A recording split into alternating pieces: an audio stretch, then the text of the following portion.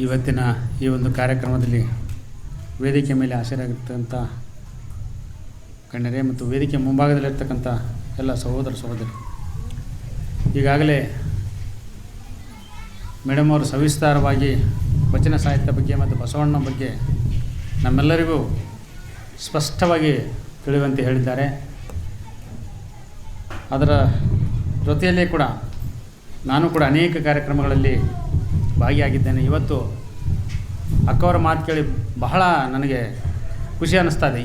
ಇಷ್ಟೊಂದು ರೀತಿಯಲ್ಲಿ ನಮಗೆ ಪ್ರತಿಯೊಬ್ಬರಿಗೆ ನಾವು ವಚನ ಸಾಹಿತ್ಯದ ಕಡೆಗೆ ಗಮನ ಹರಿಸಿದರೆ ಅಥವಾ ಬಸವಣ್ಣವರ ಚಿಂತನೆಗಳ ಬಗ್ಗೆ ನಾವು ತಿಳ್ಕೊಂಡಿದ್ದಾದರೆ ಎಷ್ಟು ಒಂದು ಧೈರ್ಯದಿಂದ ನಾವು ಯಾವುದೇ ಸಮಸ್ಯೆಗಳನ್ನು ಎದುರಿಸ್ಬೋದು ಅಂತಕ್ಕಂಥ ಮಾತನ್ನು ಈ ಸಂದರ್ಭದಲ್ಲಿ ನಮ್ಮೆಲ್ಲರಿಗೂ ಹೇಳಿದ್ದಕ್ಕಾಗಿ ಅವರಿಗೆ ನಾನು ಅನಂತ ಧನ್ಯವಾದಗಳನ್ನು ಅರ್ಪಿಸ್ತಾ ಇದ್ದೇನೆ. ಅದರ ಜೊತೆಯಲ್ಲಿ ನಾವು ನ್ಯಾಯಾಧೀಶರಾಗಿ ಕರ್ತವ್ಯ ನಿರ್ವಹಿಸಿದ್ದೇವೆ. ಯಾವುದೇ ಭಾಷಣ ಕೂಡ ಜಾಸ್ತಿ ಮಾತನಾಡುವುದಿಲ್ಲ. ಈಗಾಗಲೇ ಸಮಯ ಆಗಿದೆ. ಅಕ್ಕವರು ಹೇಳಿದರು, ಹೆಣ್ಮಕ್ಕಳಿಗೆ ಕಾಲಾಂತರದಿಂದಲೂ ಕೀಳರಿಮೆಯಾಗಿ ನೋಡ್ತಾ ಬಂದಿದ್ದಾರೆ ಈ ಪುರುಷ ಸಮಾಜ. ಅವರು ಹೆಣ್ಮಗಳು ಎಲ್ಲ ರಂಗದಲ್ಲಿ ಮುಂದೆ ಬಂದಿದ್ದರೂ ಕೂಡ ಅವರಿಗೆ ಅನೇಕ ಸಮಸ್ಯೆಗಳು ಎದುರಿಸ್ತಾ ಇದ್ದರೂ ಕೂಡ ನಾವು ಅವರನ್ನು ಕಣಿಗಾಣಿಸ್ತಿದ್ದೀವಿ ಅಂತ. ಅದು ನಿಜ. ಆದರೆ ಕೂಡ ಇತ್ತೀಚಿನ ಸಂದರ್ಭಗಳಲ್ಲಿ ಮತ್ತು ಸರ್ವೋಚ್ಚ ನ್ಯಾಯಾಲಯದ ತೀರ್ಪಿನ ಪ್ರಕಾರ ಎಲ್ಲ ಹೆಣ್ಮಕ್ಕಳಿಗೂ ಕೂಡ ತಂದೆ ಆಸ್ತಿಯಲ್ಲಿ ಹಕ್ಕು, ಸಮಾನವಾದಂಥ ಹಕ್ಕನ್ನು ನಮ್ಮ ಸಂವಿಧಾನ, ನಮ್ಮ ಸುಪ್ರೀಂ ಕೋರ್ಟು ನೀಡಿದೆ ಅಂತಕ್ಕಂಥದ್ದನ್ನು ಮಾತನ್ನು ಈ ಸಂದರ್ಭದಲ್ಲಿ ಹೇಳಕ್ಕೆ ಇಚ್ಛೆಪಡ್ತಾಯಿದ್ದೆ. ಯಾವುದೇ ಒಬ್ಬ ಹೆಣ್ಮಗಳು ಗಂಡುಮಗಳು ಅಂತಕ್ಕಂಥ ಒಂದು ತಾರತಮ್ಯವನ್ನು ಈ ಒಂದು ನ್ಯಾಯಾಂಗ ವ್ಯವಸ್ಥೆಯಲ್ಲಿ ಅದನ್ನು ಸರಿಪಡಿಸ್ತಕ್ಕಂಥ ಒಂದು ಕೆಲಸ ಆಗಿದೆ. 2006ರಲ್ಲಿ ಭಾರತೀಯ ಒಂದು ಹಿಂದೂ ಕಾಯ್ದೆಗೆ ತಿದ್ದುಪಡಿಯನ್ನು ತಂದು ನಮ್ಮ ಸರ್ವೋಚ್ಚ ನ್ಯಾಯಾಲಯ ಎಲ್ಲ ಹೆಣ್ಮಕ್ಕಳು ತಂದೆಯ ಆಸ್ತಿಯಲ್ಲಿ ಮತ್ತು ಪಿತೃ ಆಸ್ತಿಯಲ್ಲಿ ಸಮಾನವಾದಂಥ ಹಕ್ಕನ್ನು ಕೊಟ್ಟಿದ್ದಾರೆ. ಅದರ ಒಂದು ಉಪಯೋಗವನ್ನು ಕೂಡ ಇವತ್ತು ನಮ್ಮ ಸಮಾಜದಲ್ಲಿ ಎಲ್ಲ ಹೆಣ್ಮಕ್ಕಳು ಪಡೆದುಕೊಳ್ಳೋಕ್ಕೆ ಅವಕಾಶ ಆಗಿದೆ. ಅದೇ ರೀತಿಯಲ್ಲಿ ತಾವು ಹೇಳಿದ ಹಾಗೆ ನಾವು ಅನೇಕ ಸಂದರ್ಭದಲ್ಲಿ ಕೆಲಸ ಮಾಡುವಾಗ ನೋಡಿದ್ದೇವೆ. ಹೆಣ್ಮಕ್ಕಳು ಕೆಲಸಕ್ಕೆ ಬರ್ತಾರೆ, ಅವ್ರ ಕಷ್ಟ ನಷ್ಟ ಏನಿದೆ ಮನೆಯಲ್ಲಿ ಎಲ್ಲ ಕೆಲಸ ಮಾಡಿಕೊಂಡು ಮಕ್ಕಳನ್ನು ಸ್ಕೂಲಿಗೆ ಕಳಿಸಿ ಕೆಲಸಕ್ಕೆ ಬಂದು ಕೆಲಸದಿಂದ ಹೋಗಿ ಕೂಡ ಮನೆಯಲ್ಲಿ ಕೆಲಸ ಮಾಡ್ತಾರೆ. ಅದು ನಾವೆಲ್ಲರೂ ಒಪ್ತಕ್ಕಂಥ ಮಾತು.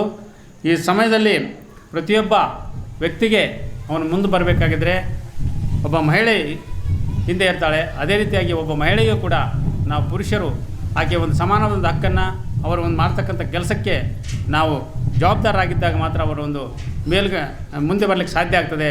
ಈ ಸಮಾಜದಲ್ಲಿ ಅವರು ಕೂಡ ಪುರುಷರಿಗೆ ಯಾವ ರೀತಿ ಕಡಿಮೆ ಇಲ್ಲ ಅಂತಕ್ಕಂಥ ಮಾತುಗಳನ್ನು ಹಿಂದೆ ಬಸವಣ್ಣನ ಕಾಲದಲ್ಲಿ ಕೂಡ ಮಹಿಳೆಗೆ ಯಾವ ಒಂದು ಸ್ಥಾನಮಾನ ಕೊಟ್ಟಿದ್ದರು, ಅದೇ ರೀತಿ ಕೂಡ ಇವತ್ತು ನಮ್ಮ ಸಂವಿಧಾನದ ಅಡಿಯಲ್ಲಿ ಮತ್ತು ನಮ್ಮ ನ್ಯಾಯಾಂಗದ ತೀರ್ಪುಗಳ ಮುಖಾಂತರ ಮಹಿಳೆಯು ಕೂಡ ಸಮಾನವಾದ ಒಂದು ಹಕ್ಕನ್ನು ಕೊಟ್ಟಿದ್ದಾರೆ. ಅನೇಕ ಸಂದರ್ಭಗಳಲ್ಲಿ ನಾವು ನೋಡ್ತಾ ಇದ್ದೀವಿ.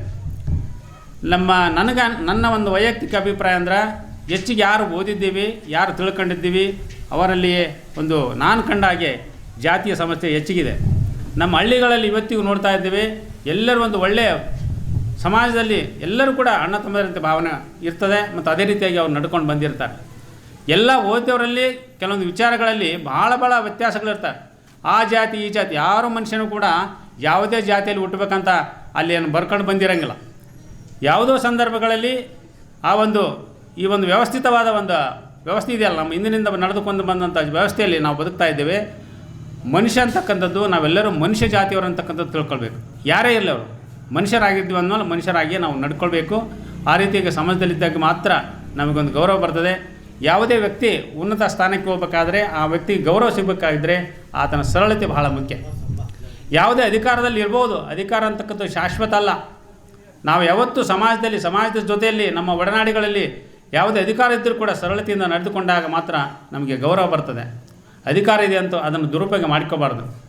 ಇದೇ ರೀತಿಯಾಗಿ ಅನೇಕ ಸಂದರ್ಭಗಳಲ್ಲಿ ನಾನು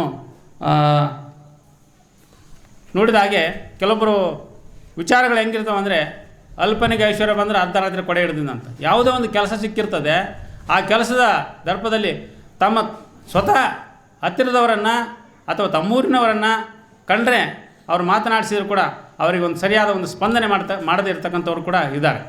ಆ ಒಂದು ರೀತಿ ಆಗಬಾರ್ದು. ನಾವೆಲ್ಲರೂ ಕೂಡ ಒಂದು ಅಂತಕ್ಕಂಥ ಭಾವನೆ ಬರಬೇಕು. ನಾವು ಸಮಾಜದಲ್ಲಿ ಬೆಳೆದವರು, ಸಮಾಜ ನಮಗೆ ನಾವು ಬೆಳೀಲಿಕ್ಕೆ ಅವಕಾಶ ಕೊಟ್ಟಿದೆ.